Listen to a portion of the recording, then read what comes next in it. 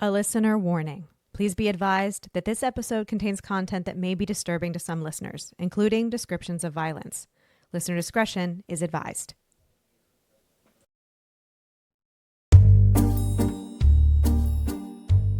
Life upon the wicked stage ain't ever what a girl supposes. I'm Jen. I'm Ashley. And I'm Olivia. And we are, in fact, three different people. This podcast focuses on true crime under the spotlight of arts and entertainment. So grab your beverage of choice and settle in. Places, ladies.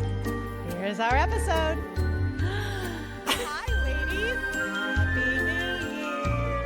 Oh, my God. Jen, I am watching you sip your bevy. I'm doing dry January over here. Wait, is it the same thing in both? Yeah, it's just water. Just water. I just have 40 ounces of water over here, so that's Gotcha. Good for you. Dare you be supportive of my endeavors? No.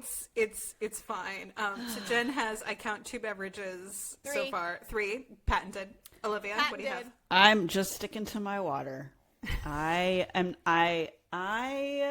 It wasn't because of the alcohol. It was because of the gluten indulgences over the holidays. Olivia has paid for that in very specific ways. Okay. So I'm going to just water and gluten-free once again. We're back to gluten-free. So Boo. No, that's what it takes sometimes. Yeah. Yes. To reset, yeah, for sure. Yeah, it's not fair though. It's really not fair. No, It's all good. It's all good. Well, we are recording this in January. This is slated to come out sometime in February. So who knows what? Who knows what fresh hell will greet us in February? That's why I'm still drinking. Listeners, we're banking a couple episodes here in January while we all have some bandwidth because, again, who knows what fresh horrors await us next month. Horrors, not horrors, no. not horrors. Olivia. Because we are fresh whores. So what are we talking about today? Yeah, what are we doing, Jen? I know this What a one is going to segue. be... Today, Oh we my God. are covering the Manson murders, specifically of Sharon Tate on Celio Drive in Benedict Canyon, Los Angeles. Oh my God. Benedict Canyon, once again. That's right. And Benedict Canyon, Jen, refresh us. Where have we previously, what episodes have we talked about Benedict Canyon in the past? Benedict Canyon was where George Reeves lived and was... Superman?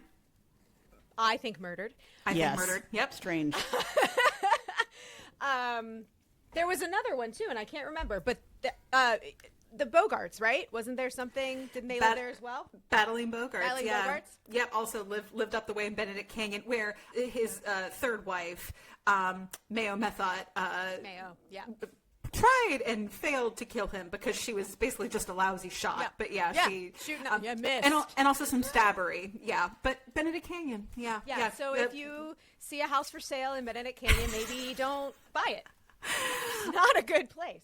It's, we like to think, that it's like, it's not cursed per se, but also a lot seems to be happening over in Benedict Canyon. And now obviously this, arguably the most infamous of any of the ones we've touched on to date. Yeah, Jen, get us in here, because I know this one is going to be dense, and I'm frankly shocked that you felt confident to put this into a single episode. proud I have of my emotional myself. support lock. Fresh I need to whores. tap What fresh out. whores await? I think that's a good merch piece. What fresh whores await? Floozies. Adding it to the list. She picked up the pen. I keep a little note, just like so always glad. standing by it, and like I have a whole notebook full of just like these deranged Post-its from like merch ideas, and some of them like stand up like more than like a couple weeks, and some of them I write it down and I forget the context. I'm like, what the hell was this? But I have worn my floozy hat many a day, and I always get compliments on it, which I love. And I'm like, well, this is why it says it. I mean, I'm not just a floozy. Like, I mean, I am. There's more to me. There's more to me than just that. Just that. is of course gender neutral. Oh, yeah. I know what I was going to say. This is housekeeping. I think you had asked about this when I bestowed upon you our floozy shirts and hats. Shirts and hats and shirts and hats. They are Listeners, if you too would like to be in possession of a floozy shirt or hat or other accoutrement forthcoming, they are in fact on our merch store, which can be accessed via our link in our bio on our Instagram. It can now be yours. Check out our link in our bio on our Instagram. It is there for you. We will be adding to this over time, but the initial launch of floozy shirts and floozy hats are there for you right now. So check it out. I love it. So with that, Jen, with that, let's dive in. Then let's get into it. On the night of August 8th, 1969, Tex Watson took Susan Atkins, Linda Kasabian, and Patricia Krenwinkel to 10050 Celio Drive in Benedict Canyon, Los Angeles, California. Tex Watson claims Charles Manson had instructed him to go to the house and totally destroy everyone inside, and to do it as gruesome as you can. Manson told the women to do as Watson instructed them. The occupants of the house at Celio Drive that evening were movie actress Sharon Tate, the wife of film director Roman Polanski, who was 8.5 months pregnant. Her friend and former lover, Jay Sebring, a noted celebrity hairstylist, Polanski's friend and aspiring screenwriter, Frykowski, and Frykowski's girlfriend, Abigail Folger, heiress to the Folgers' coffee fortune and daughter of Peter Folger. Oh, I forgot about that tie-in. Also, just to clarify, Roman Polanski wasn't 8 months pregnant. Sharon Tate Sharon was Tate was. Okay, Yes. Roman Polanski is famous, but not for that reason. not. Yeah. Yes. Also present on the property were William Garrettson, the caretaker, and his friend Stephen Parent. Polanski was in Europe working on a movie. Yeah. So that is the setup. Before we get into the horribleness of all of this, and because this is an arts true crime podcast, we're going to talk about Sharon Tate. Yeah, that's great. I think that oftentimes, well, most of the time, the victims get lost in the horror of what's going on, and everybody hyper focuses. I think because we're just curious as humans. Why the hell would someone do this? It's a morbid curiosity, but I like that we're going to talk about Sharon. And it's not that the others there don't matter. Obviously, they do. There's just so much information on Sharon Tate.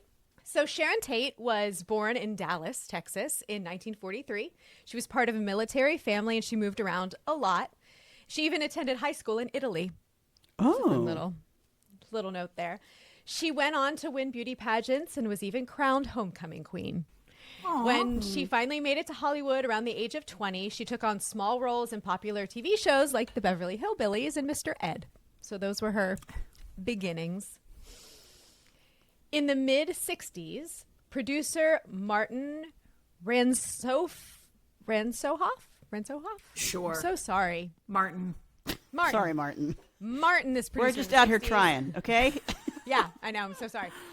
Introduced Tate to Polish actor and director Roman Polanski. They fell in love and got married in January 1968. By then, Tate was an up-and-coming 26-year-old actress, best known for her role as Jennifer North in 1967's Valley of the Dolls. So that's her really big one, is Valley of the Dolls. Sure. Right. And that movie at the time, too, was that was like a movie. Like, yes. Like it was. What do you mean a movie? Well, no. Let me back up. So there are people that we have maybe talked about on this podcast. And it's like, yes, this person is an actor. Yes, this person is like some level of famous. This was at that time, because I think it was a novel before it was a movie. Yes. But this was something that was like super zeitgeisty and very popular. And I think she actually played her Once Upon a Time in Hollywood. But this was like someone of the status of like Margot Robbie in like a breakout. She did play role. her in Once Upon a Time in Hollywood. Yeah, ironically, but someone of that stature. So it's like, oh, you have this actress that has been in like a big movie that came out just prior to this happening. So this was someone who was like very much like in the public eye because of the popularity of this film. So it wasn't like she'd had a long career at this point, but she had been in like one of the big movies of the year. Yes. In fact, after she was murdered, the New York Times described her as one of Hollywood's most promising young starlets, even though her television and film appearances were not primarily in leading roles. I mean, they were bit parts in TV. Valley of the Dolls was her breakout role, just like you said. And it was one of those like, okay, here it goes. Here's the trajectory. It's going up. And then this horrible thing happens. So not unlike like James Dean. Like he was in like 3 movies? 3 movies. Before he died. Like that was it. Yeah. And he's an icon. Yeah. And, you know, Sharon Tate is remembered as well. Sadly, I don't think for the right reasons. But, for this. But at least we know her name. We do know her name. Which is less than a lot of victims, sadly. So, okay. We're going to move into the night of the murders now. Tex Watson and the 3 women, there were 3 women, arrived at Cielo Drive just past midnight on August 9th. So technically it was like that, August 8th, August 9th, 1969, right? Watson climbed a telephone pole near the main gate and cut the phone line to the house. The group backed their car to the bottom of the hill that led to the estate and walked back up to the house. Thinking the gate might be electrified or equipped with an alarm, they climbed a brushy embankment to the right of the gate and entered the grounds. Headlights approached the intruders from within the property, and Watson ordered the women to hide in the bushes. So somebody was coming. He stepped out and ordered the approaching driver, who turned out to be Parent, so the friend of the caregiver, Stephen Parent, the friend of the caretaker. Sorry. He was coming. So Watson stepped out and ordered him to stop, and then he leveled a .22 caliber revolver at Steve Parent, who begged him not to hurt him, claiming that he wouldn't say anything. Watson instead lunged at Parent with a knife, giving him a defensive slash wound on the palm of his hand that severed tendons and tore his watch off his wrist. Then shot him 4 times in the chest and abdomen, killing him in the front seat of his white 1965 Rambler. Ugh. Watson turned off the ignition and pushed the car away from the gate. Watson next cut the screen of a window, then told Caspian, I'm going to use her first name, Linda, to keep watch down by the gate. So Linda walked over to Steve Parent's car and waited. Watson removed the screen, entered through the window, and let Atkins and Krenwinkel in through the front door. He whispered to Atkins and awoke Frykowski, who was sleeping on the living room couch. It was a full house. Watson kicked Frykowski in the head, and Frykowski asked him who he was and what he was doing there. Watson replied, "I'm the devil, and I'm here to do the devil's business." My God. So much. I know. There's so much. On Watson's direction, Atkins and Krenwinkel found the house's 3 other occupants and forced them to the living room. He then began to tie Tate and Sebring together by their necks with a long nylon rope, which he had brought, then slung it over one of the living room's ceiling beams. Sebring protested the murderer's rough treatment of the pregnant Tate, so Watson shot him. Oh, of course. Yeah, like you do. Yeah. This is like overkill out of the gate, by the way. Out of the gate. No pun intended, but it's like you encounter the first guy, and it's just like, hey, what are you doing? And we have like stabbery and shooting. Yeah. And then this next person just like dares to be like, hey, like you're being rough, and they She's shoot 8.5 him. months Like, pregnant. Like, please. Can you please? Yeah. Ugh. I have a couple questions, and I don't know if you know, but I'm just, it's making me think. Okay. Were the other 3 occupants, which would have been Sharon and the other couple, were they sleeping or were they still up partying? Because they were over sleeping. there. They were sleeping. So They were woke sleeping them because up. Frykowski was asleep on the couch. Yeah, it was late. It was after midnight, so they were. Okay. And at this point, there's been a few shots fired. So do the neighbors not hear anything? I think from my recollection of Benedict Canyon, it's actually a little bit spread out. Yeah. It's a little bit more, it's not as dense as other parts of Los Angeles. Okay. Yeah. But it's also that whole thing, like, do you ignore it or do you call? Like, that whole phenomenon of, Yeah. Yeah. What do It's you also, do? It's also, Jen, you said it was a 22. 22. That is, again, a gunshot is a gunshot. That is also not a particularly loud weapon. Like, a higher caliber weapon is going to make just a larger bang. So depending on... And the car was on. The ignition of the car was on at the time. Depending on how the sound carries and all And it was that. at the gate, so it wasn't too close to the house. Yeah. Okay. Again, I would be like, what is that? So Watson had just shot Sebring. Folger, the heir to the Folger's fortune, who's just someone's girlfriend, was taken momentarily back to her bedroom for her purse, and she gave the murderers $70. So I guess she's trying, they're trying to get out. Yeah, like, here, take my money. They're trying to do just whatever go. you want. Yeah. Watson then stabbed Sebring 7 times. So he's been shot, and now he's been stabbed 7 times. Sebring. Frykowski's hands had been bound with a towel, but he freed himself and began struggling with Atkins, who stabbed at his legs with a knife. This is grisly. Like, this scene is insane. He fought his way out the front door and onto the porch, but Watson caught up with him, struck him over the head with the gun multiple times, stabbed him repeatedly, and shot him twice. And the women are watching this happen. Yes. I mean, the victim women and the crazy women, but the Sharon Tate and the Folgers and Abigail Folger. Yeah. Abigail Folgers are watching. I mean, I can't even imagine the fear. Yeah. Yeah. And how, and we're talking about this obviously in detail, but also how quickly this happened. Like, this is a very compressed timeline, and it's like you're coming out of a dead sleep. You're just in complete shock of like, wait, what is this? What's happening? Oh, I'm like being tied up. Like, oh, people are being shot. Like, it's there are 3 strangers in my house. Yeah. Like, you probably leave your body at some, you know what I mean? Kind of like, this can't be real.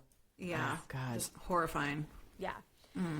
So Linda Kasabian had heard horrifying sounds and started moving towards the house. Because remember, she was down by the gate keeping watch from her position in the driveway.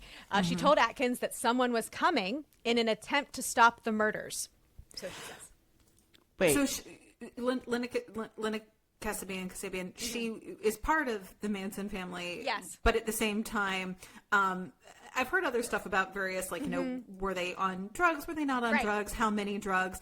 But she is having maybe second thoughts, it sounds like, or is chickening out. Like, it's like, oh no, we're going to get caught. The reality of it is setting in. Yeah. Or did they even know what was going to happen when they got there? Like, was she told? Because she was out by the gate. So maybe the other gals knew, but maybe she didn't. Well, and it sounds like, based on what you said initially, Jen, and I didn't know this, that Charles Manson had only instructed Tex specifically in what he wanted. It wasn't like, he's like, hey, we're all going to have a team meeting, and then you're going to do Tex, this. And he said, you're going to do what Tex tells you to do. Interesting. So, huh. Okay. So inside the house, Folger escaped from Krenwinkel and fled out a bedroom door to the pool area. Krenwinkel pursued her and caught her on the front lawn, where she stabbed her and tackled her to the ground. Watson then helped kill her. Her assailant stabbed her a total of 28 times. Frykowski struggled across the lawn, so he's been stabbed and shot at this point. He's still alive. But he's still alive. But Watson continued to stab him, killing him. Frykowski suffered 51 stab wounds. Oh my God. And had also been struck 13 times in the head with the butt of Watson's gun, which bent the barrel and broke off one side of the gun grip, which was recovered at the scene. Oh my gosh. So this would mean, so if you have bent the barrel, this also means you can't fire this gun anymore, because that's an important detail. I would assume so, yeah. But like, it's so interesting. I think we forget this sometimes, but like, depending on the size of the weapon and where you stab, but generally when you stab someone, it's not like in movies or TV. It's sort of like, oh, you get shot and you just sort of like, you fall over immediately and you're dead, and that's it. Usually, like, when someone stabs you, again, not that it can't happen, but you die because you essentially leak to death. Like, Correct. You lose blood pressure from the volume of blood loss. Like, that is how you usually expire. It's exsanguination. And so, like, 51 stab wounds, like, that is a lot. I'm sure that doesn't count things that were probably, not to say that being stabbed is ever a minor deal, but, like, he probably received, like, quote, like, non-fatal stab wounds, like, in the arm, or, like, on, like, you know, the you know, whatever, somewhere where it wasn't painful. Yeah. But, like, that volume of stab wounds, like, that's, like, there's no way. Yeah, there's no way you're going to survive that, in the house, Tate pleaded to be allowed to live long enough to give birth. She's 8.5 months pregnant, and offered herself as a hostage in an attempt to save the life of her unborn child. But both Atkins and Watson stabbed Tate 16 times, killing her. Huh. And consequently, Her baby. Yeah. Do we know? I think one of the stab wounds I'd heard somewhere, it actually like it punctured her lung. In the stomach. yeah. Her lung and her heart, I think, were both like punctured with the stab wounds. The coroner's inquest found that Tate was still alive when she was hanged with the nylon rope. Really? Although the cause of her death was determined as a massive hemorrhage. While in Sebring's murder, it was found that he was hanged lifeless. So he was already dead. I don't think I ever knew that because again, it's like you assume that that volume of blood loss is what's going to get you, And but it's still what killed her ultimately. right. But that was even a detail that they're like, oh, by the way, well, and like you said at the outset, Jen, the goal was to make the scene as shocking as possible. Shocking and awful as possible. Yeah. According to Tex Watson, Manson had told the women to leave a sign. Something witchy. Atkins wrote pig on the front door in Tate's blood. Atkins claims she did this to copycat the murder scene of Gary Hinman in order to get Manson family member Bobby Busole out of jail, who was in custody for the murder. And we'll get into that. Different murder. Different murder. He had written political piggy in Hinman's blood on his wall after stabbing him to death. So there is a theory that the reason this was done was to get this guy out of jail. I've heard I haven't heard that. It's the race war starting is We're going to get to that too. There are numerous theories. Okay. This is also, I think, a lot of multiple things being true at once too, because you're also dealing with and again, not to make it pejorative, but crazy people in a lot of senses of the word, where it's like this is not to say that crimes are rational, but like this is not a well thought out like we're super smart and we're super strategic. No. Like no, this is just capital C crazy. They didn't care if they got caught. It didn't matter. Okay. So, in initial confessions to cellmates, Atkins said she killed Tate. In later statements to her attorney and before a grand jury, Atkins indicated Tate had been stabbed by Tex Watson. So there's also a lot of this stuff going on, right? And were they on drugs? Were they not on drugs? Do they actually remember? Are they covering for each other? Yeah. We don't know.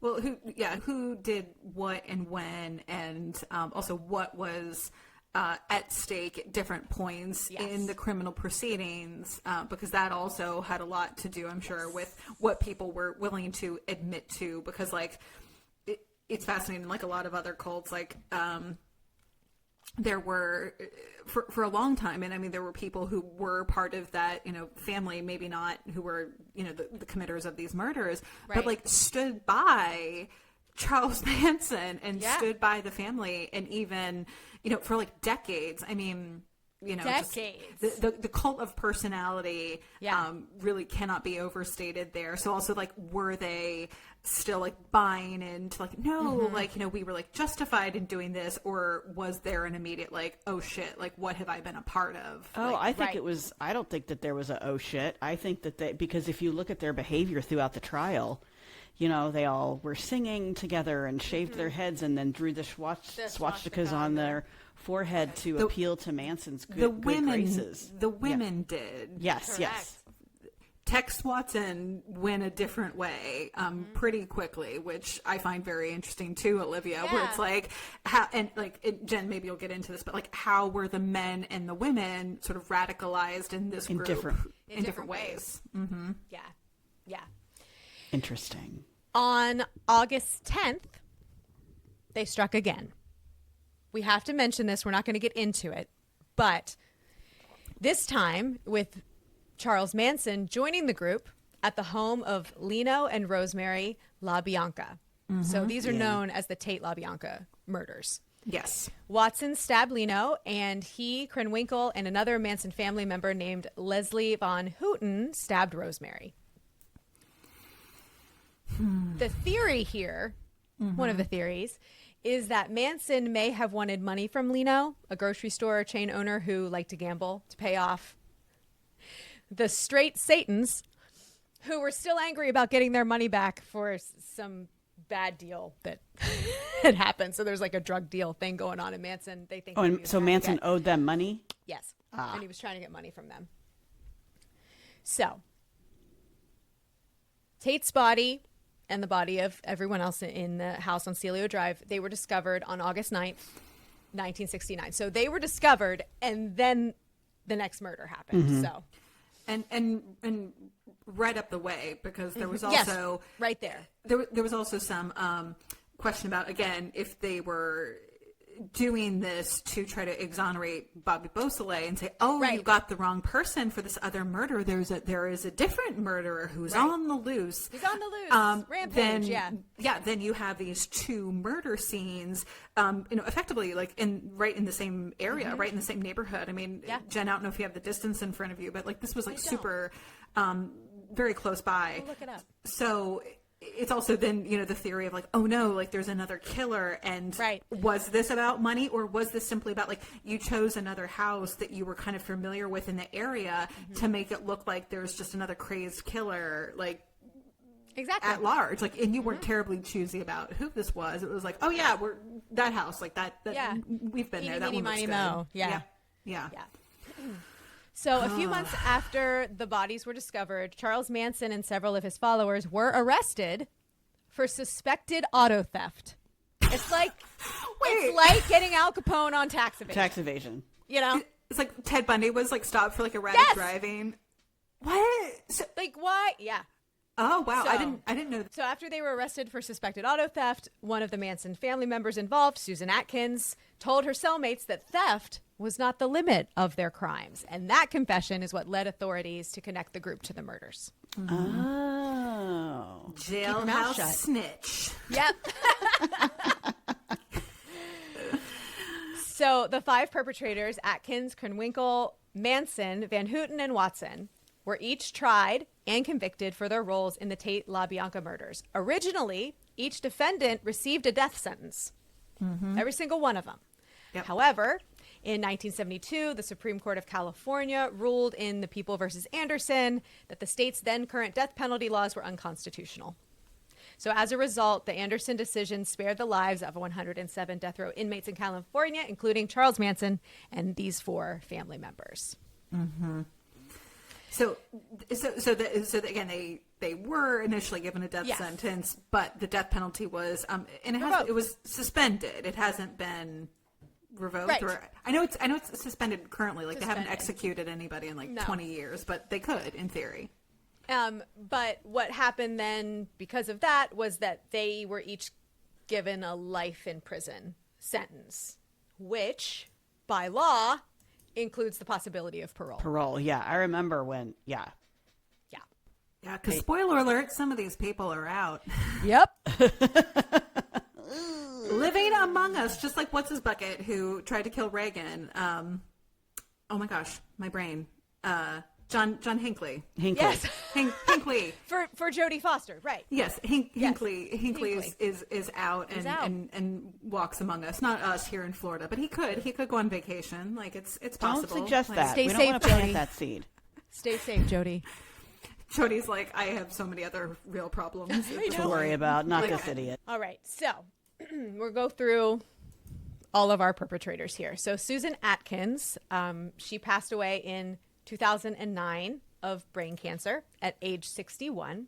At the time of her death, she was California's longest-serving female inmate. Atkins had been denied parole 14 times, and her request for compassionate release also was denied. Yeah.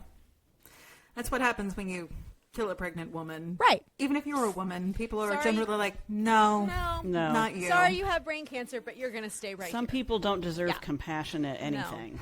I agree. And again, the nature of the crime, I think, also has a lot to do with is a parole board going to consider, compassionate release? It's like, what did you do? Like, are we talking like white collar crime? It's like, you stole from rich people. Like, get out of here. But when you have brutally murdered a pregnant woman, it's like, no, I don't care who you are. I don't care what's happening. You're gonna serve out that entire sentence. Yeah. So Patricia Krenwinkel was in prison in 1971, and she remains incarcerated. Following the 2009 death of Susan Atkins, Krenwinkel is now the longest incarcerated female inmate in the California penal system. Mm-hmm. She's been denied parole 15 times, most recently in 2025. Mm-hmm. Following revisions to California parole laws and policy changes by the sitting LADA, Los Angeles DA, a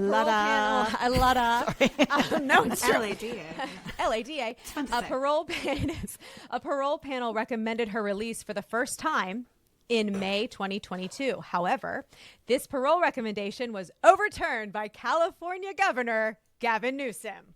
Who had previously overturned the parole recommendation for Manson family member Leslie Van Houten. Mm-hmm. So he said, no, thank you. Yep. You're not getting out. Not happening. Not happening. Charles Manson remained imprisoned until his death from cardiac arrest resulting from respiratory failure and colon cancer on November 19th, 2017. He was just a few days past his 83rd birthday. I know, so sad. And had spent all but 13 years of his life in some sort of supervised setting, either a prison, a reformatory, or a boys' home. Which is crazy. Like, when you think about, okay, you lived into your 80s. Yeah. And you spent all but not even a decade and a half of that time institutionalized. Yeah. Yeah, I mean... Woof. Like that. Yeah. Manson was denied parole 12 times while he was in prison. And after 1997, he refused to attend any of his parole hearings. Oh, he tapped out. I think he knew. He wasn't. He knew, why go through he's like, dog. I'm What is Manson. it? Dog and pony show. Yeah. But like we just said, it seemed like he did better in prison. Like this was like this is the environment where, for better or worse, you were thriving. Because Jen, I don't know if you had the bandwidth or you're going to talk much about Manson's life outside of prison, like a little this, but like in general, he this is a man who failed at everything he ever tried. Like, this was just a loser, and I mean, that feels pejorative, but like he failed at everything. He wasn't, and he was almost like borderline illiterate. So he tried like forgery at one point. And I remember reading, someone was like, this is a weird crime for someone who is illiterate to try forgery because like spelling matters. Like, why would you pursue this? But he was not even good at being a criminal. Like, he wasn't this mastermind. Like, he was just sort of bad at all the things. So it's like, this honestly is probably the best kind of life you can have. Like, you're not on the street. Like, you know where your meals are coming from. You sleep in the same place every night. Like, prison is probably, and he still had his adoring fans on the outside. He sure did. Probably dancing just like Keith Raniere outside of his cell. And, and we'll get into it because one of the motives has to do with one of the things he failed at stupendously. So sex. Okay. No. There's not a lot of sex in this one, in fact. Well, except... I'm sure there was. There at was. Spawn Ranch, but I'm not talking That's what I was going to say. Yes, there was a lot of sex. I'm just not going to talk about it because they don't deserve that good stuff. Jen, I'll just say, only because I rewatched one of the many documentaries about this, but like they interviewed a lot of people. This is on the 3-part like Peacock documentary that came out a couple years ago, and they interviewed people who were in the family, and men and women who are like, they're alive today, and they're these like, they're probably in their like 70s, I'm gonna guess, and they all talk about this like it's very matter of fact, but it sounds like unusually for a cult, even though you can say like, yes, people were being groomed and or manipulated, and there was a lot of stuff that's like but most of the sex related stuff, it did seem overwhelmingly consensual. Where it wasn't like, unlike a Nixium or some of these other things where it was like, this is like but really I think predatory. It's also because he fed them LSD all the time. Sure. And so they were also strung out. Consensual, but because he also, the men and women, he had sex with all of them. But they were also, I guess this is my point, where unlike other cults where it is mostly like it's just all about the leader is the one who's benefiting from it, like it really did sound like these people are describing it now. They're like, no, everyone was pretty much doing whatever they wanted with everybody. And they even said at one point, like, Charles Manson sought out more men to join the family because he could not keep up with the demand for all these women like wanting to get with him. So he's like, we need some more penises in the mix. Yeah. I wonder if it's also though the times, because it that's was what I all was about gonna say. free It's the love, 60s. right? And so that was just very Not to say nobody, but nobody on this documentary that I watched, none of these adults, particularly the women, in any way were like, the woman was just like, oh yeah, like I was like super young and it was like, bad. And I look back now and was like, oh yeah, I was sort of being manipulated, but none of them felt like they did not choose that. And they're like, oh no, like I picked this. I was thrilled. Like, and I look back and I'm like, oh my gosh, like what a disaster. But at the time they're like, yeah, like I was 17 and like, I thought this was great. It's just like mistakes they made in college, right? Like, more like that, and less like, oh my god, like it wasn't like, oh, I was kidnapped from the sex. Yeah, it's like I was kidnapped from my home and I was forced to do this. Like, no, I went and I loved it. Like, is how they talk about it, which is fascinating. Even now, like they have had decades to reflect on this, but even now, how much. And again, it's like not. I don't think there's such a thing as a good cult, but at the same time, it's interesting that was maybe not a feature of the manipulation, and it was really more about the like overall mind control. Like, it was almost in the background, I guess. Like it wasn't it wasn't in the foreground. It wasn't the way of manipulation. Yeah, which a lot of cults use it as. Yeah, it was just part of the way they lived. Yeah, it seemed like the manipulation was more rooted in the vernacular, and then also enhanced by drugs. Right. Yeah. Right. Yeah. Because he manipulated people from. He did. Sorry, but he manipulated people from prison, like even without drugs. Like he was behind bars, and people were still under the spell, which says like this is about the charismatic leader and like this message in the vernacular. It doesn't even have to do with like drugs or sex, because obviously he's in prison now, and like. Didn't he get married in like 2016? And there was a big thing that went around like, it's Thanksgiving and you have to explain to your relatives how you're still single, but Charles Manson just got married like from prison. Didn't this happen like before, like right before he died? I was like, what the hell? Yeah, he did. He married a 26-year-old woman. Yep. That happened. Yeah. Yeah. In 2014. 2014. 26 years old. Mm-hmm. Ha! Yeah. All right. Yeah. All right. Sorry, I sidetracked us. I had to comment. It was still very much on point. We're just jumping back in.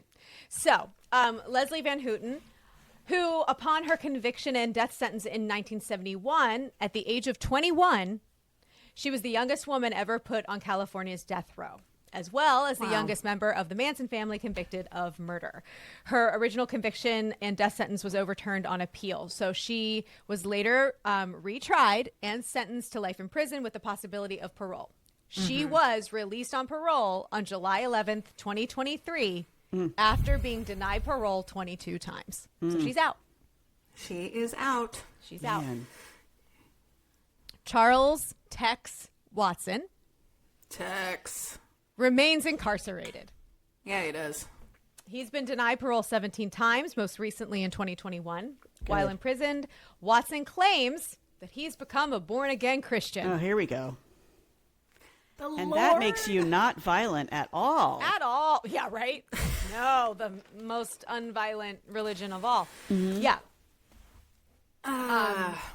In his 1978 autobiography, because of course he has one, Tex said that he did indeed stab Tate and that Atkins had never touched her. So this is some of that convoluted stuff that went back and forth. Yeah.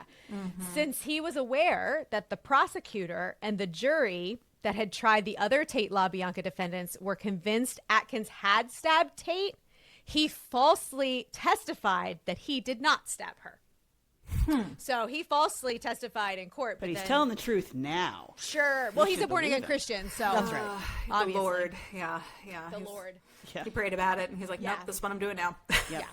So that's kind of all of that. I want to talk a little bit about the socio-cultural impact, because it was huge. Yeah. And then we'll get into some of the motives and things like that. So these murders kind of profoundly shook America's perception of itself, and ultimately was what killed the 60s counterculture. So everybody was like, free love, everything's wonderful. And Summer then this of happened. love. Yeah, 69. Literally, Summer of love. yeah. Yep. And this happened, and it just kind of... It's a damper. Puts a damper on puts a everything, damper on really. it. And it terrifies everybody. Yeah. But there was who is it? The White Album. Joan Didion, who knew Tate, and lived close by to the site of the murders, wrote, "Many people I know believe that the 60s ended abruptly on August 9th, 1969. Yeah. And it was just like, it's done. Yeah. It's like reality hit real hard. I think too we're trying specifically like psychedelic drugs were really being used as like party drugs, and like this it's harmless, like you're on a trip or whatever, and then for those same drugs to play a role in this crime where it was like we were like on LSD, we're high out of our minds, right? It's like look, like the dark side, like the dark side of like this type of drug use, and then also I think the horror that these essentially, good white kids, these 3 women, no less, and a clean cut, like wholesome, all-American boy. We'll put pictures up because Tex Watson, 100%, that's exactly what he looks like. You're like, nah. And you want to think about, and again, this is pre-Bundy, this is pre a lot of like, the other serial killers that, we talk about sometimes, but even like, into the 70s and 80s with Bundy, people were looking for a monster because like, if you do something horrible, surely it must be obvious. And then you have these like super clean cut, wholesome looking young people from like good families. And it's like, what? So what like happened? The hand wringing and like the pearl clutching of like, how did it go like this wrong? I think like that'll put the brakes on a lot. So we're back to Charles Manson. So we're going to talk a little bit about, Hollywood and how it affected that, not just because obviously this up and coming starlet was murdered, but some critics have claimed that this murder led to a proliferation of darkly psychosexual conspiracy-laced cultural exploration of America's seedy underbelly by the movie industry. So films like Dirty Harry, things like that. Things that people weren't watching or wanting to see before this happened. Piqued our interest. Film critic Eric Morse writes that the rapid recognition of Tate's murder and soon after the idolization of her murder, because it was a thing, brought about a dark period of film in Hollywood filled with ultra-violence, gore, Satanism, and freakouts. They called it Manson-sploitation.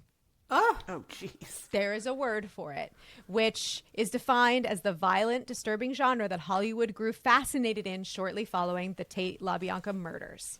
Wow. Conversely, and here's a fun little bit of trivia, some producers, such as George Lucas, wanted to stay far away from it. Sure. So, originally, in Star Wars, the surname of Luke and Anakin Skywalker was Star Killer. It's in all the screenplays. You can see it. Oh. But he was afraid it could be misconstrued as Celebrity Killer. So he changed it. To Skywalker. Fascinating. Yeah, so he did, because he didn't want to be a part of the Manson exploitation. George. Yeah, well, he hated Hollywood anyway. He still does, I'm sure. I know this also... millions of dollars, so... Well, I think, Jen, too, this also coincided with the end of the Hays Code, also in the late 60s, where it was like, hey, like stuff that's like super gory or like violent or sexual. What's the Hays Code? Oh, so the Hays Code, it was, I pulled it up because I knew you'd ask me this, Olivia.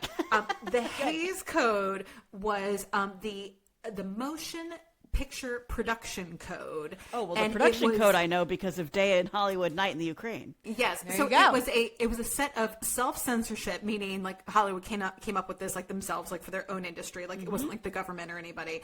But it was censorship guidelines for Hollywood films between 1934 and 1968. So like movies from earlier in the 30s like tend to be a little sexier, or like some of the subject matter. It's like these unwed people like spent the night together, like, just stuff like that. Yeah. And then, so it was upholding traditional moral standards, banning profanity, nudity, explicit sex, drug use, glorifying crime, and ensuring that movies promoted correct standards of life. So this was where it was like, if there was like a bad guy and they showed a murder, you had to show the bad guy like getting his comeuppance, or like couldn't get away. This is a great example. The movie The Postman Always Rings Twice, because what's her face is like an adulterer. Spoiler alert from this movie from the 40s, but because she like commits adultery and like does all these terrible things, at the end of the movie she dies because they're like, we can't let this woman live. Like the production code, like we have to kill her at the end of this movie to uphold the production code that like this woman can't just get away with like being an adulterer, being immoral. Yeah. So, but then they did away with that in the 60s. So to your point, Jen, all of a sudden it's like, boobs on screen, maybe, boobs shall on we? Screen. Like, lots of boobs. Well, Valley of the Dolls. Yeah. That Sharon Tate was in was 68. a movie that very much like pushed the envelope. Yeah, it's all about pills, Yeah.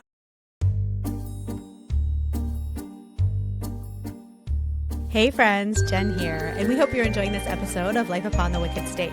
Just a few quick reminders. If you're looking for any of the visuals that we've mentioned in this or any episode of the podcast, make sure to follow us on Instagram at Wicked Stage Pod or Facebook at Life Upon the Wicked Stage. If you want more, please join our Patreon by searching the Wicked Stage Podcast. There you'll find ad-free episodes, videos of our recordings, mini-sodes, behind-the-scenes content, giveaways, and so much more. And the most important side note, if you like the show, please give us a nice rating wherever you listen. It sounds silly, but it's still the best way to get the word out and support us in this crazy podcast world. Well, lights are blinking, intermission's over, so grab those snacks and another drink and enjoy the rest of the show.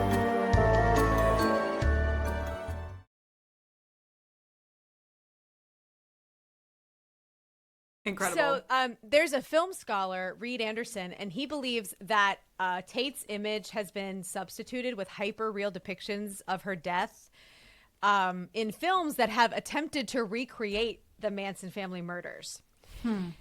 There was and aligning with this, there was also, because of this code, but also because of the murders, there was a sudden emergence of gory film following these murders, and that's that whole Manson exploitation thing. Yeah. And they believe that it was the spread of misinformation directly following Tate's murder, Hollywood's near immediate obsession with the details of her murder, and reimagined versions of Tate in Manson exploitation films that resulted in the alliteration of Tate's likeness among her audience as they tried to process the reality of her murder by searching for the most authentic version of her last moments. So, like, it just became this obsession in America and in Hollywood. And nobody quite knew what was happening because it was getting glorified in these horrible ways. So Is wild. that like the first time that something like that happened? Yeah, kind of.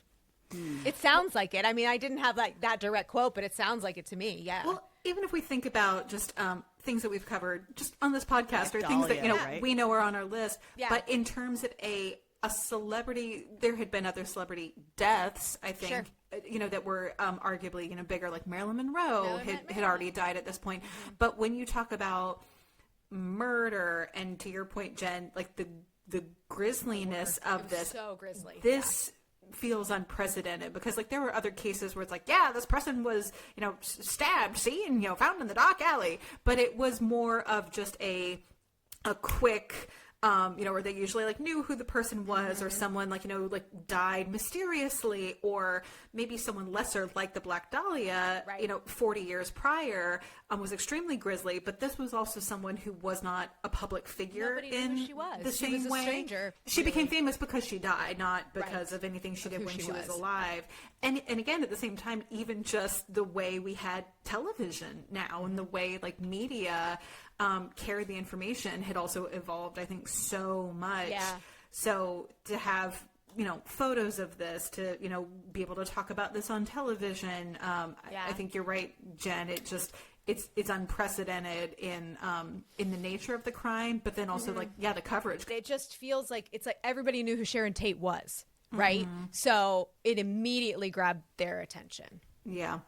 I go back to too because of the level of celebrity and the timing of it, and then you have the added feature of like, and this was a beautiful woman doing the most womanly thing you can, about to like give birth. Yeah. I think that adds just another layer of I think both horror and also fascination onto it.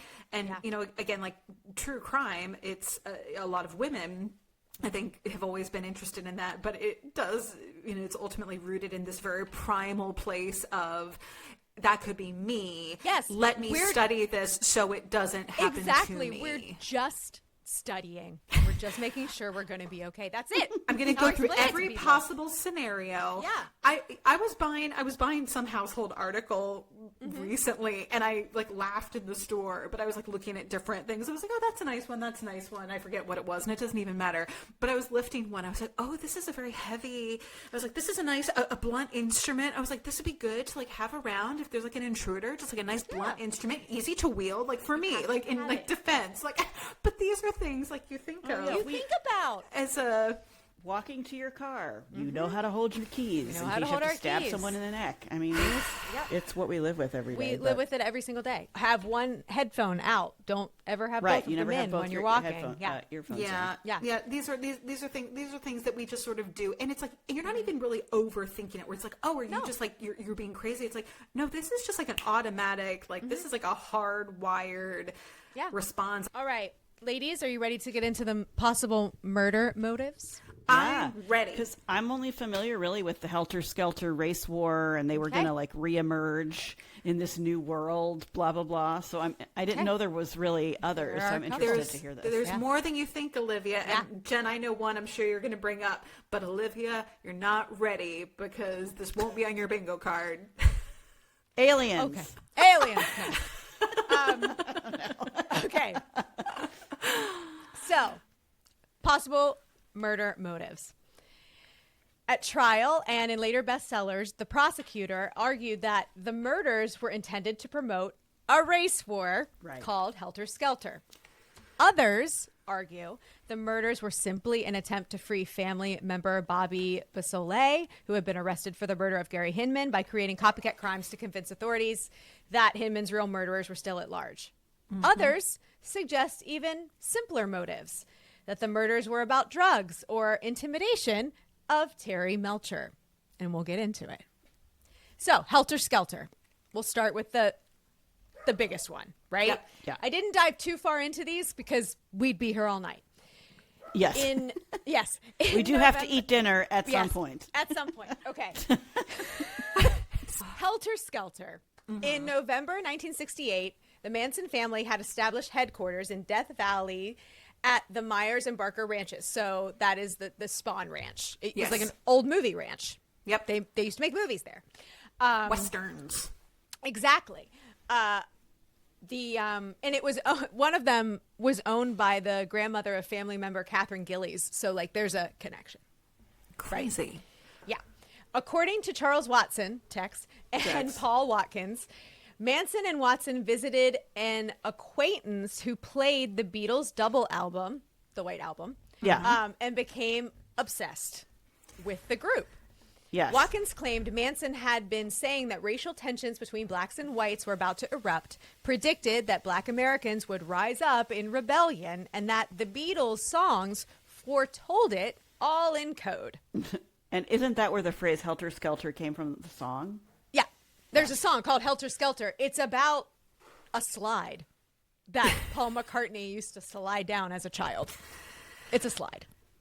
Clearly, Jen, you're missing the larger allegory. I of am. The slide. I'm so sorry, Paul. And the Beatles, I believe, at the time and in the ensuing years, are well on record of like, yeah, this isn't written in code. Like, we're not telling anyone anything. Like, the Beatles are like, yo, we're just over here making some. We're just writing songs. And making some drugs. We're making some songs. I am having a lot of sex with a lot of ladies. Don't bring us into this shenanigans. Yeah. Yeah. According to Watkins, by February, the family would create an album whose songs would trigger the predicted chaos. So they were going to create an album. Because he was a failed musician. He is, and we're going to get wanted into to be it. a rock star. It's part of one of the motives. So, Right.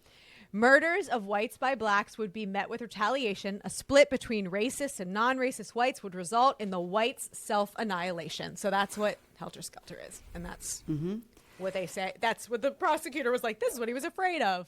Well, and also as part of their, like, there's going to be a race war. This was also part of the reason of, like, why are you, like, living out on this ranch in the middle of nowhere? And they were actually even looking, I think, for places to live that were more remote. Because they're like, we'll be the only ones left after the war. And we're going to have to repopulate the earth. Like, it was... Exactly. Yeah. Yes. Exactly. Very us versus them. Yeah. Very us versus them.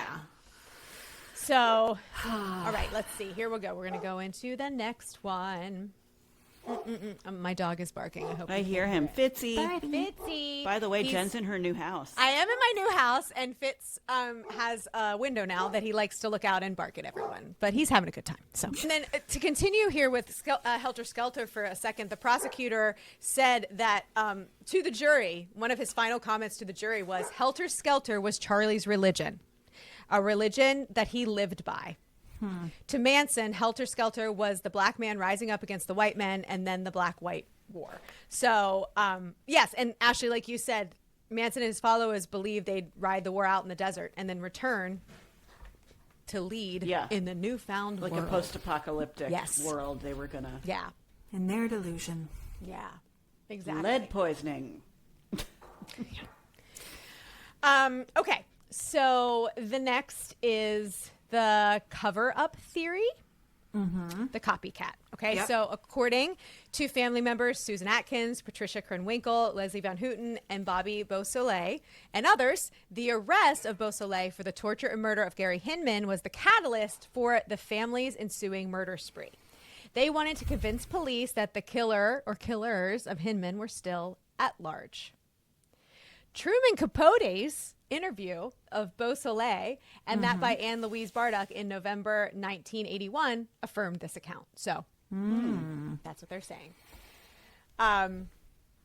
Yeah, so that's the copycat, right?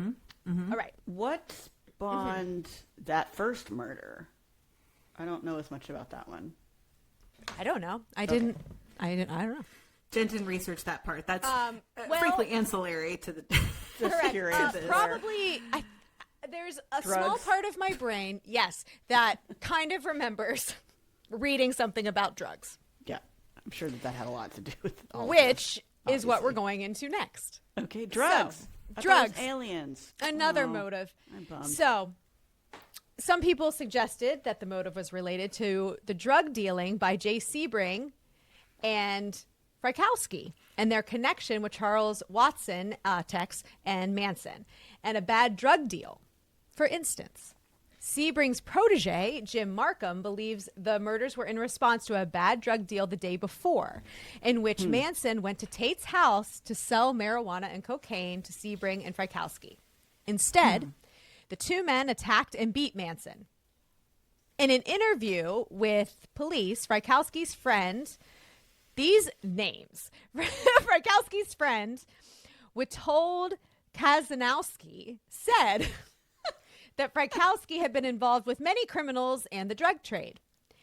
In his later interview, Bobby Beausoleil, the one with Truman Capote, Bobby Beausoleil said they burned people on dope deals, Sharon Tate and that gang. So, yeah.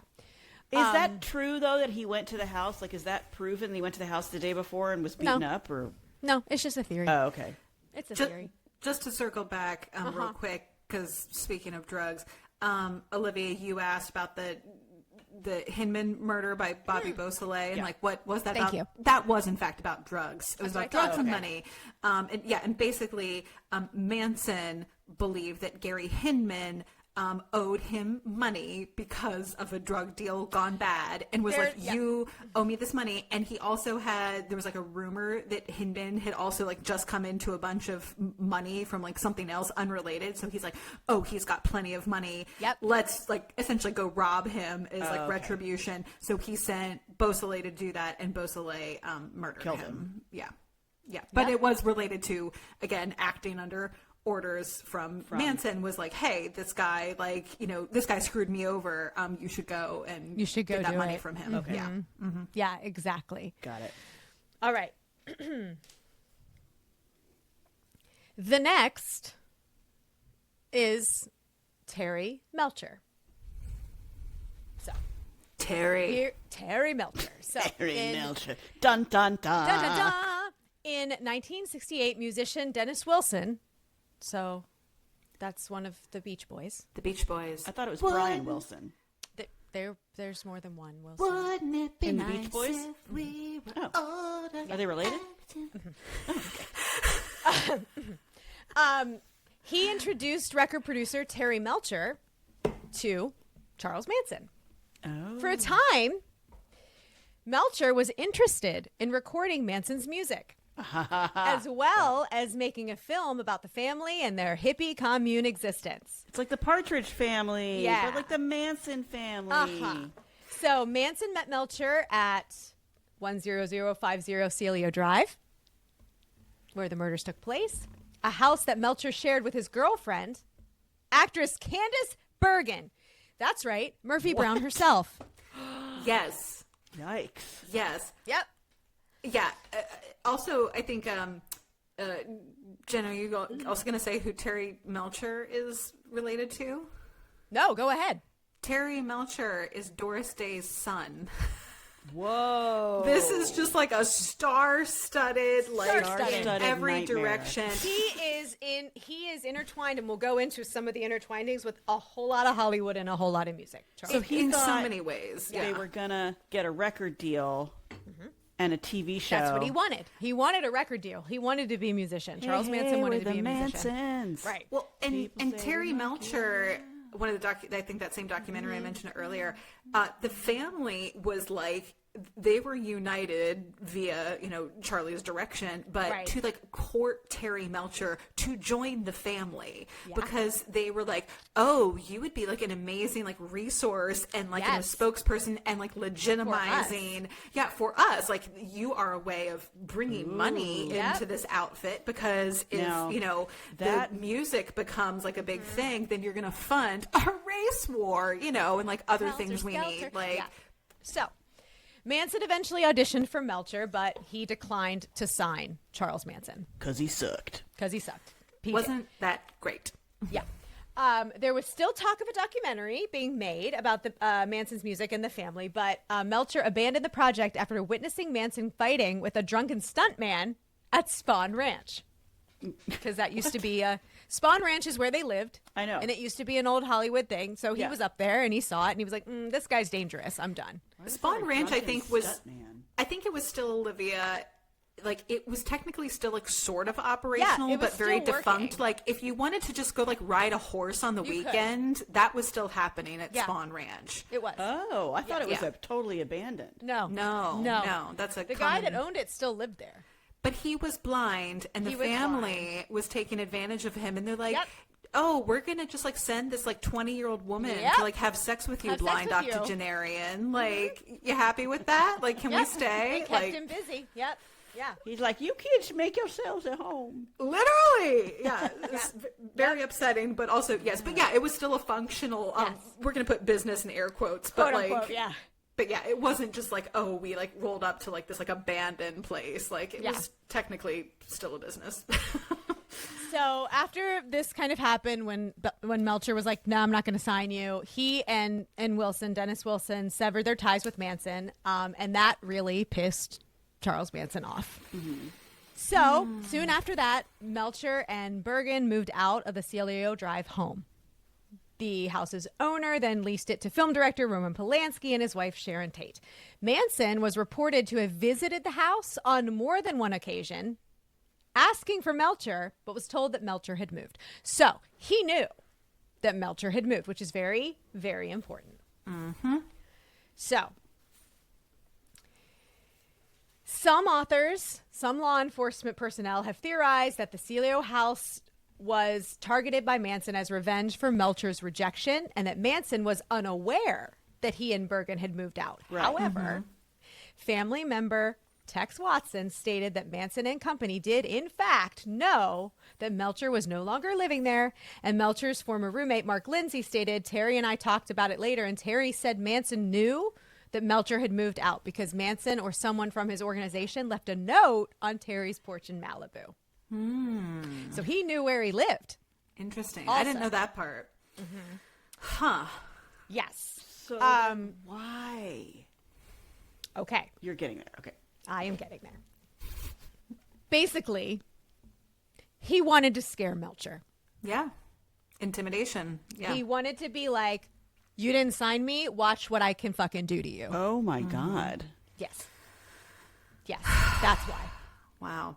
So it wasn't even that he was targeting, Sharon Tate or, the Folgers or anybody else, regardless of who had moved into that house. He said, hey, go to this address, kill, like you said, kill, whoever's inside, like make it crazy. And it was just, it happened to be these people, but it could have been anyone. It could have been civilians, could have bought that house.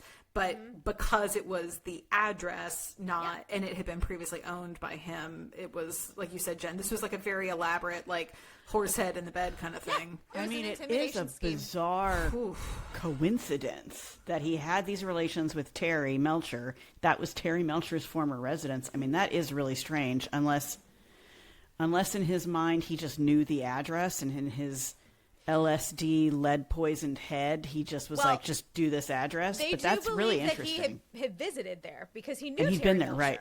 Yeah. Tex Watson also frequently visited the residence, so he knew how to get in. Yeah. Oh man. Huh. Yeah. Is this the random bingo card one, Ashley, you mentioned, or no? Yeah. Okay. Yeah, that's. It seems the music industry is rough, man. It's rough. Yeah.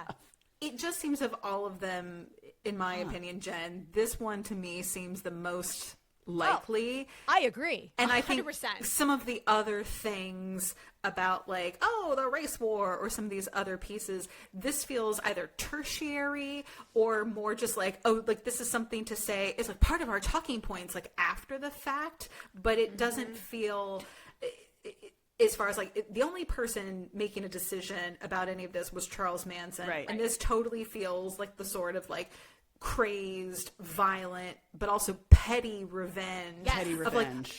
you wouldn't record my single? I'm going to murder 4 people. Like, what the fuck? Like, and that's always been a thing too. Like half a century later, people are like, but how much was Charles Manson actually involved in this particular murder? Now, he went to the LaBianca house. He was there, when it happened. But this one, like, how involved was he? So I think helter-skelter and the drug deal and things like that were what his lawyer used to try to make his sentence lighter. I think this is exactly what he did, because he told Tex to do exactly as he said, and he told the women to do what Tex said. So Tex is the only one that knew what was going on. yeah.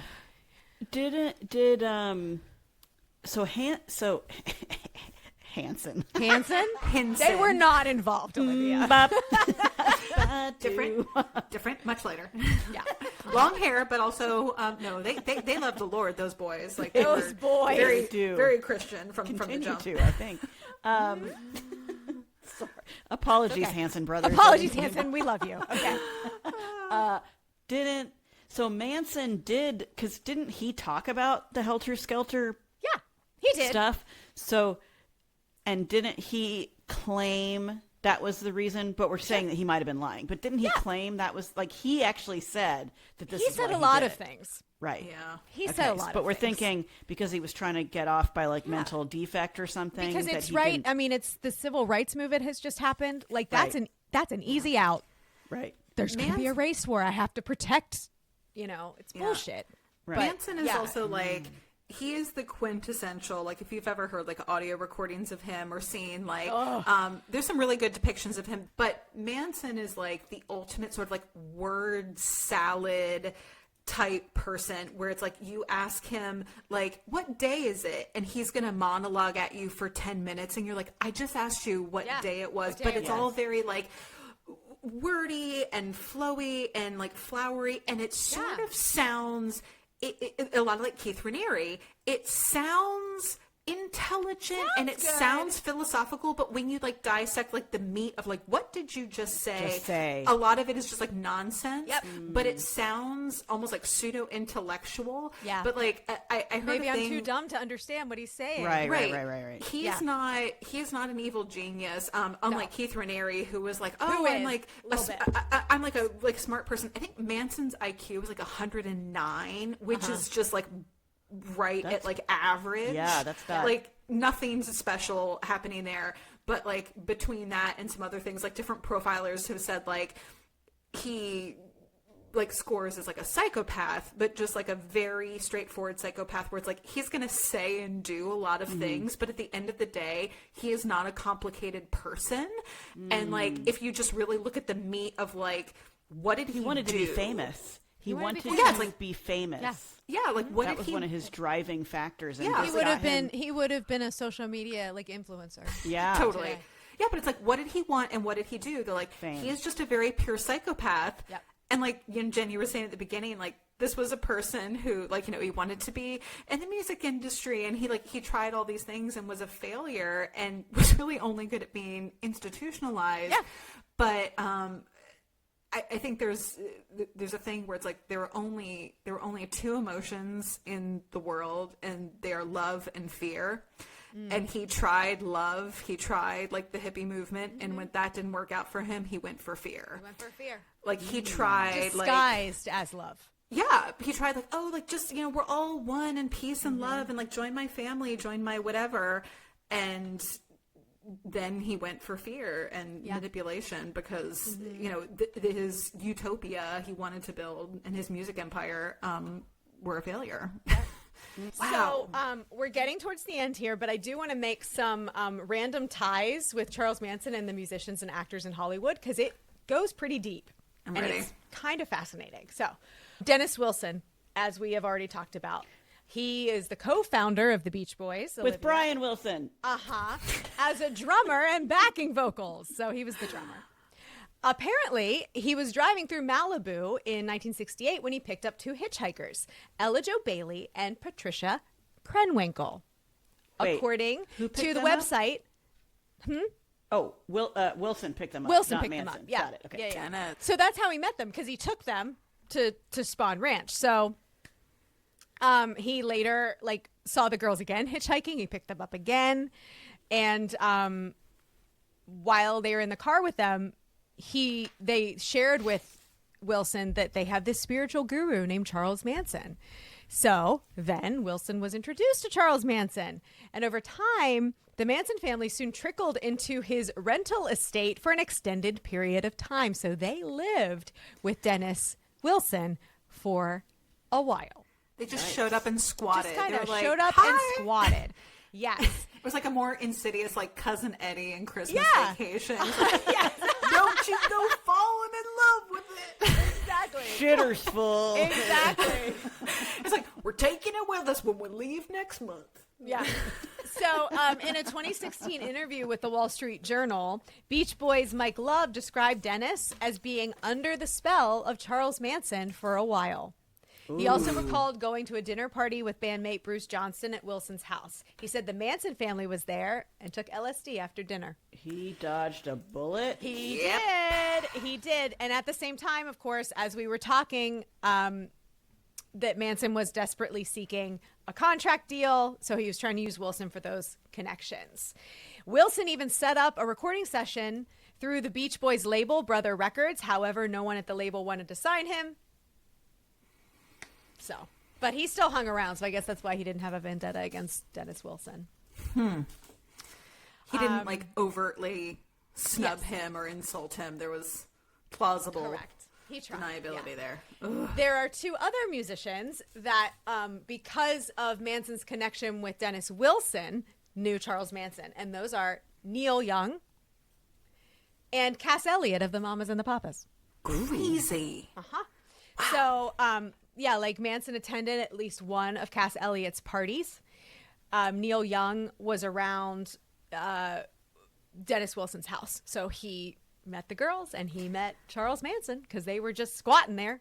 Like you said, Olivia, the music industry, it's so incestuous. Yeah. It is rough. It's rough. Apparently, Neil Young said, he told The Atlantic that after a while, he's at Dennis Wilson's house. He said, after a while, a guy showed up, picked up my guitar, and started playing a lot of songs on it. His name was Charlie. Yep. He was a friend of the girls and now of Dennis. His songs were off the cuff things he made up as he went along, and they were never the same twice in a row. Kind of like Dylan, but different because it was hard to glimpse a true message in them. But the songs were fascinating. He was quite good. All right, Neil Young. Huh. Neil Young asked if Manson had a recording contract. He told him he didn't yet, but he wanted to make records. So Neil Young told Mo Austin at Reprise about him and recommended that Reprise check him out. Shortly after, the Tate-LaBianca murders happened, and Charlie Manson's name was known around the world. So he had a lot of people trying to help him, and he couldn't do it. And if he just hung in a little longer, he might have made it. I know. Or not, because maybe he was just that bad. What would have happened? I just wonder, like in parallel universe, or alternate universe, right? Like he became a singer and had a record contract. Mm-hmm.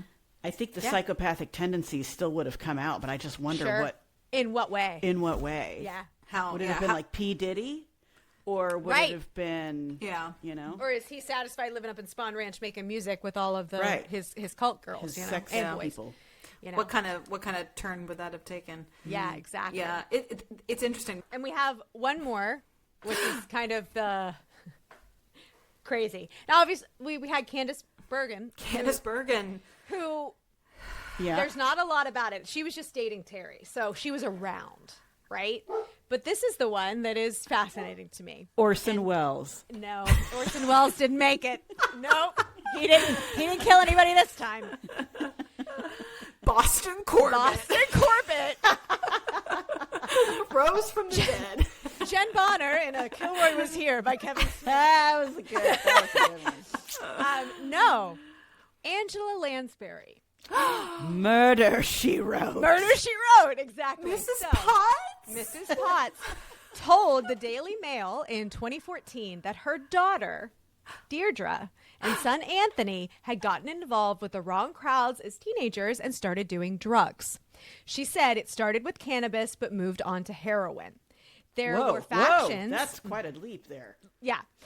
There were factions up in the hills above Malibu that were dedicated to deadly pursuits. It pains me to say it, but at one stage, Deirdre was in with a crowd led by Charles Manson. No! Yeah. Lansbury added, Lansbury added she was one of many youngsters who knew him and they were fascinated. He was an extraordinary character, charismatic in many ways, no question about it. After Lansbury learned of her kids' drug use and daughter's involvement in Manson's cult, she told her husband, Peter Shaw, "We have to leave." Together, they moved the family from her home in Los Angeles to Ireland. They fully left the country. They left the country. She could have been part of the whole thing. Oh Lansbury revealed, "It fills me with dread when reflecting back on what could have happened to her children had she not initiated the move to Ireland." She packed him up and was like, "We're out of this country." Wow. Yeah.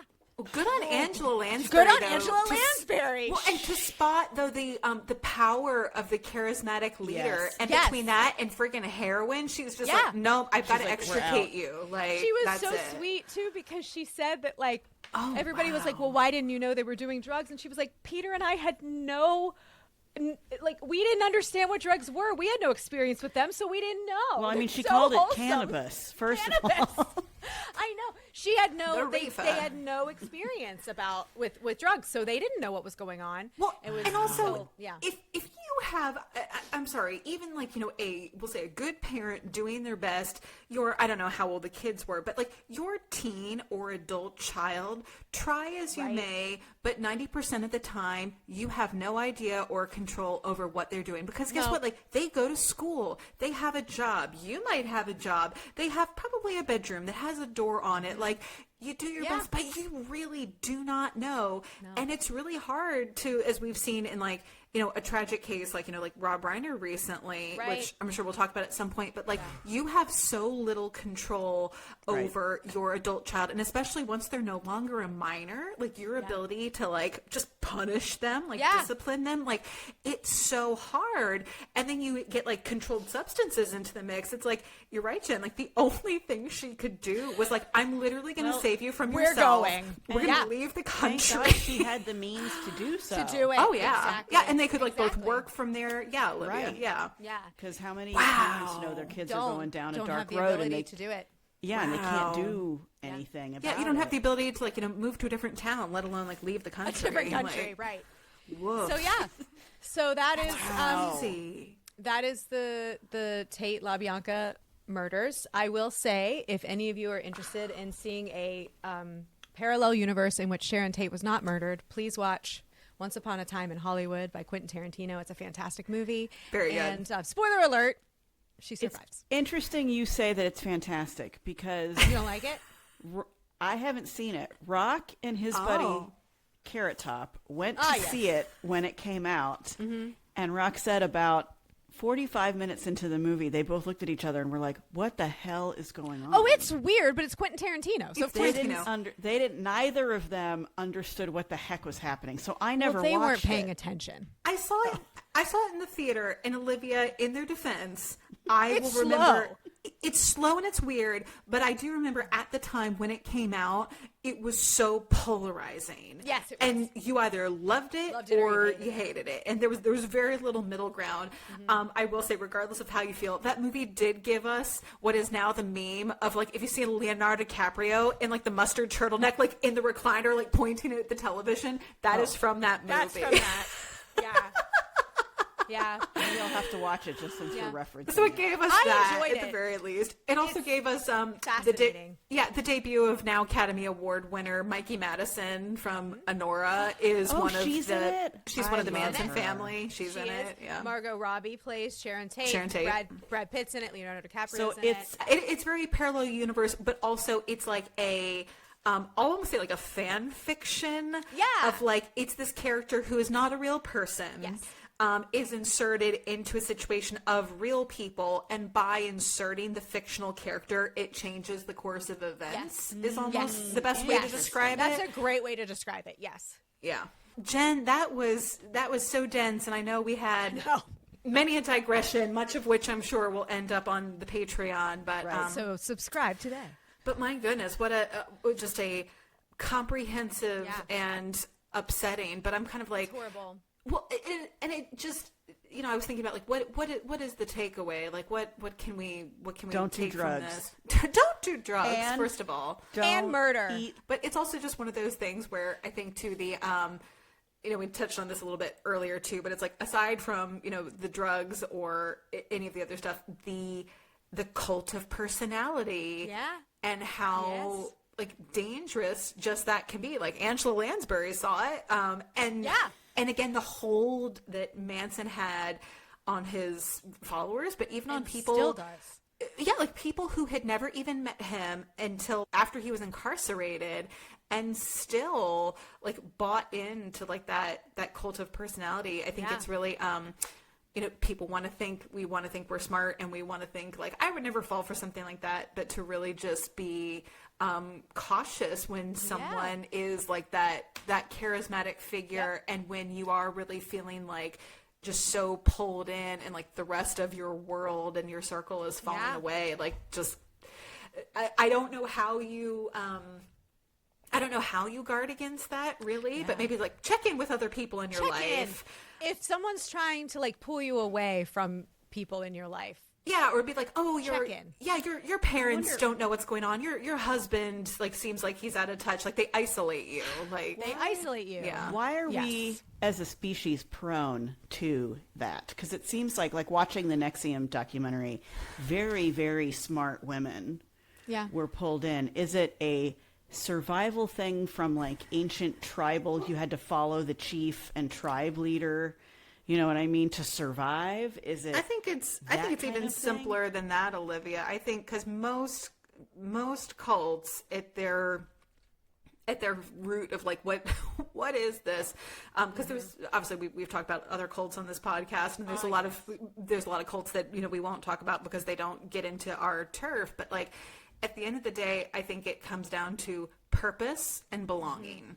So it is giving me, the individual, like, you have a purpose and you have a mission and you have work to do, or there is something you're working on yourself, or you are saving the world, or whatever that pitch is. But it is giving purpose, and it is giving belonging to say that you are one of us. You are part of the in-group. You are informed. You are worthy. And I think those two things, because those two things, like we talked about before, like, those are good. Those are good things. Those are good like, things. No one joins a cult. Like, nobody joins a cult. Like, everyone wants to feel like they have purpose, and everyone wants to, like, belong to people. But it's everyone like, that's... wants to feel like they're special. And that's what I think the cult of personality does, right? I think that's what those people are good at, is they make you feel special to a point that once they start gaslighting and doing all the bad shit, you've already felt so special that you don't want to leave, and you tell yourself that it's not true.